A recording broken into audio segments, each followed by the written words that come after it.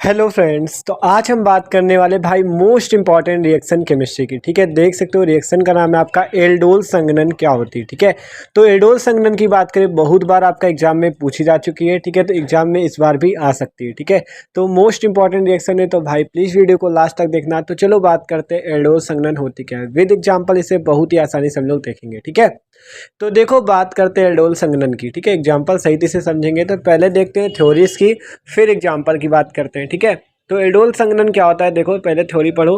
तो भाई एग्जाम के लिए मोस्ट इंपॉर्टेंट है। ठीक है, और एग्जाम में आ भी सकती है। तो देखो बात करते हैं एल्डोल संघनन की।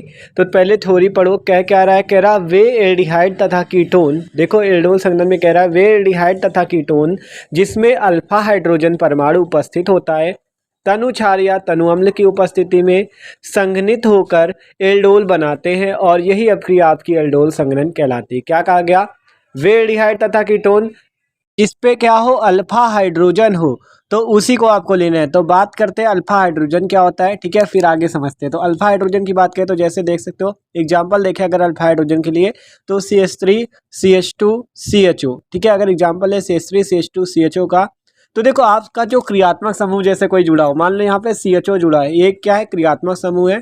तो ये जो जुड़ा है इसके बगल वाला जो कार्बन होता है, इसके बगल वाला जो कार्बन होता है वो अल्फा कार्बन, और जो हाइड्रोजन होता है उसके साथ लगा हुआ वो अल्फा हाइड्रोजन कहलाता है।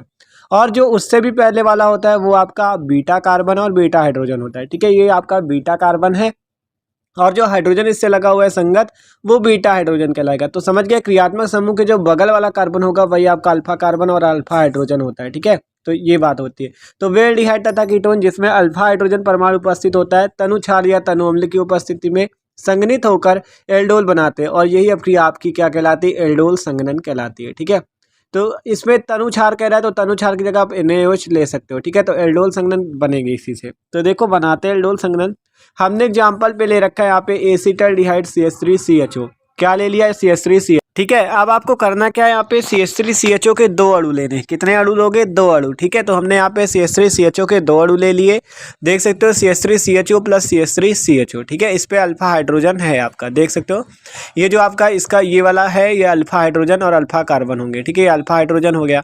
तो यही हमें लेना था जिसपे अल्फा हाइड्रोजन हो। तो हमने CH3CHO प्लस CH3CHO को लिया, NaOH की उपस्थिति दे दी, तनु NaOH की उपस्थिति कह रहा था, तो तनु NaOH ये उपस्थित हो गया। ठीक है, तो ये क्या है आपका एस्टल्डिहाइड के दो अणु, यहाँ पे तनु NaOH हो गया आपका। ठीक है, जब ये क्रिया करेगा तो आपका क्या बनेगा, एल्डोल बनेगा। क्या बनेगा, एल्डोल, और यही आपकी एल्डोल संघनन होगी।